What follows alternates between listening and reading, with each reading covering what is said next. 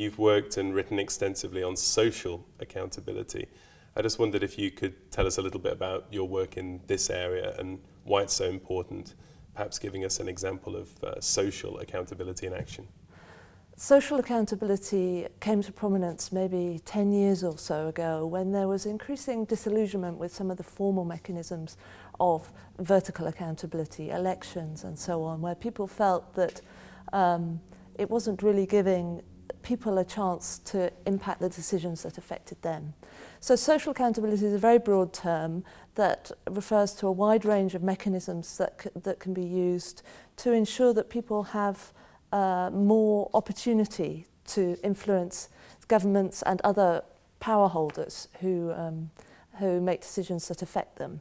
So people are familiar with lots of different mechanisms. There are town hall meetings, there are budget scorecards, there are all sorts of different processes.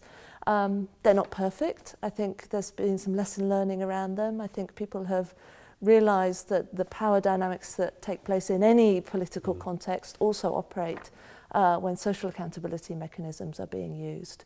But they do provide one other avenue that can add up with formal, horizontal, vertical and other types of accountability mechanisms to ensure that democracy is functioning more effectively. And how can global development actors better integrate accountability initiatives into their programming?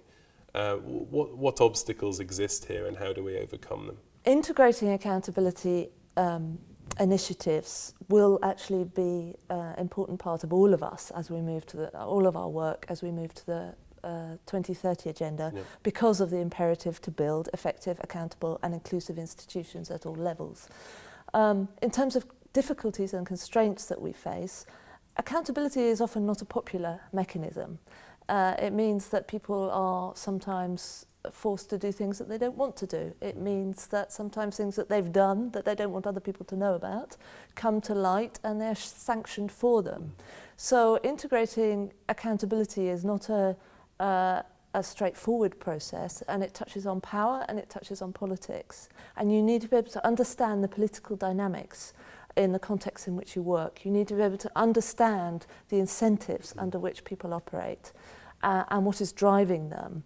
And really, politically smart programming is important if you are trying to reinforce accountability mechanisms within a society. From UNDP OGC's Oslo Governance Center's perspective, we are supporting efforts around the measurement of this goal and how you actually measure and assess accountability mechanisms.